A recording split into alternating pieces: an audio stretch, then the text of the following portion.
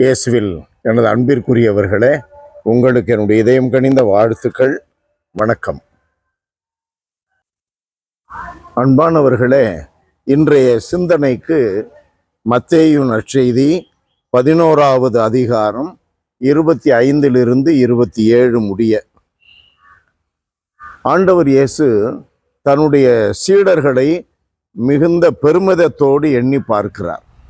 எளியவர்கள், ஏழைகள், படிப்பறியாதவர்கள், இவர்கள் மத்தியிலே அவர் கொடுத்த போதனைகள், அவர் செய்த புதுமைகள் மிகப்பெரிய எழுப்புதலை கொடுத்திருக்கின்றன, நம்பிக்கையை உருவாக்கி இருக்கிறது.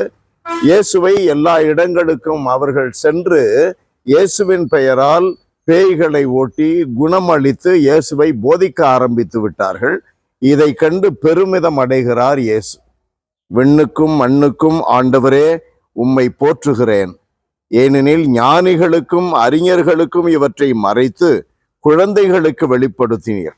ஆம் தந்தையே, இதுவே உமது திருவுளம். அறிஞர்களும் பெரியவர்களும் ஞானிகளும் யார்?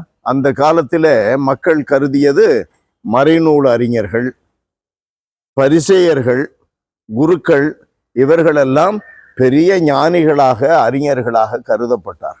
காரணம், அவர்களுக்கு மறைநூல் வார்த்தைகள் தெரியும்.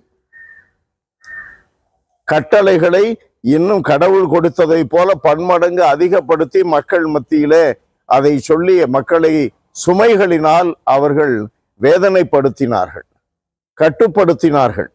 அவர்களுக்கு ஏற்ப அந்த யூத மதத்தை நடத்தி சென்றார்கள், கடவுளுடைய விருப்பத்திற்கு ஏற்ப அல்ல.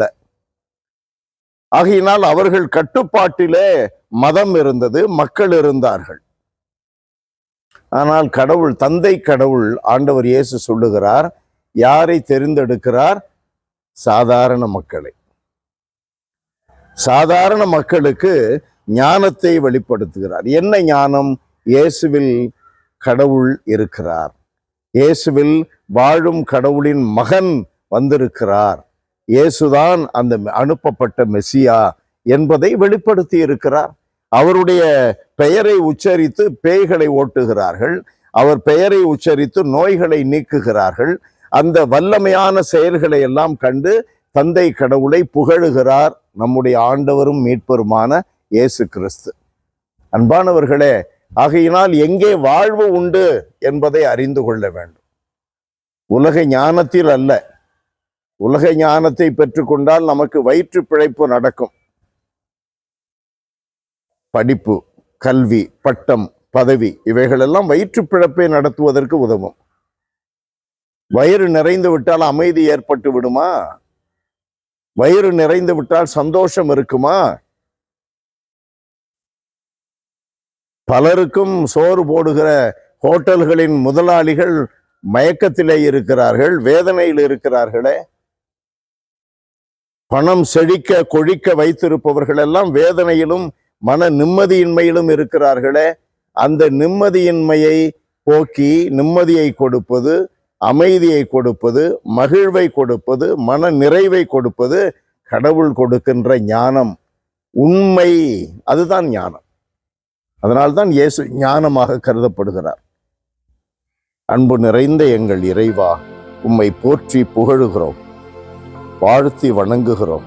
ஆண்டவரே, இன்றைய நாளில் நாங்கள் உணர்ந்து கொள்ளும்படியாக எளிமையாக மிகுந்த தாட்சியோடு உம்மை பற்றி கொண்டால் ஞானத்தில் நாங்கள் வளருவோம் என்பதை உணர்ந்து கொள்ளும்படியாக இயேசு உம்முடைய திருமகனும் எங்கள் மீட்பருமான இயேசு ஆண்டவர் கொடுக்கின்ற இந்த போதனைக்காக நன்றி செலுத்தி ஆராதிக்கிறோம். மறைநூல் அறிஞர்களுக்கும் பெரிய ஞானிகளுக்கும் உலகத்தில் அப்படி கருதப்படுபவர்களுக்கும் மறைத்து எளியவர்களுக்கும் தாட்சியோடு உம்மை கண்டுபிடிப்பவர்களுக்கும் நம்புகின்றவர்களுக்கும் நீர் கொடுக்கின்ற ஞானத்தை நாங்கள் சுவைக்க அருள் தாரும். இயேசுவின் நாமத்தில் ஜெபிக்கிறோம் பிதாவே. ஆமென், ஆமென்.